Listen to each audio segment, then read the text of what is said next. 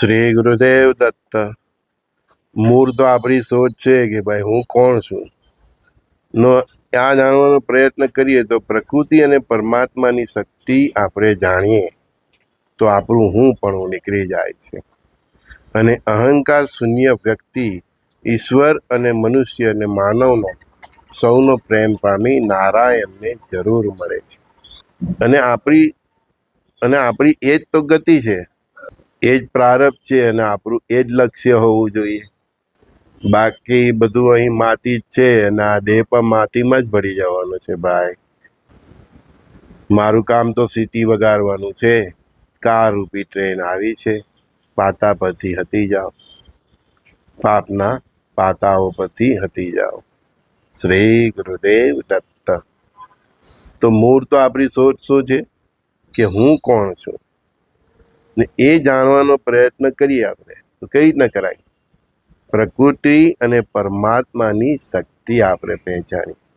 પ્રકૃતિ અને પરમાત્માની શક્તિ પહેચાનવી હોય તો આપણે પ્રકૃતિની પાસે જવું પડે, નેચરમાં રહેવું પડે. પરમાત્માની શક્તિ જાણવી હોય તો આપણા ભીતર રહેલ આત્મામાં રહેલ આત્મા રામને સમજવું પડે.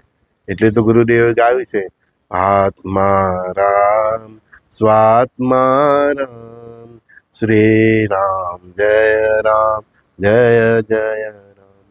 અને દરેક વ્યક્તિની રહેલ આત્મા સાથે સખા ભાવથી આપણે જોઈન્ટ થવું જોઈએ કે ભાઈ તું અને હું સરખા છે. એટલે પછી એ સ્ત્રી પણ કેમ નહીં હોય, તો સ્ત્રી પુરુષ જાતિ નાત જાત ધર્મ એનાથી પર ઉઠીને આપણે આ ભાવ સુધી પહોંચવું પડીએ. અને તેના પછીનો ભાવ આપણે પરસ્પર દેવો ભાવ, એટલે કે દરેકની અંદર એ જ દેવ છે જે દેવની હું ભક્તિ કરું છું, ત્યાં સુધી પહોંચવું જોઈએ. તો પ્રકૃતિ અને પરમાત્માને આ રીતે સમજી શકાય છે.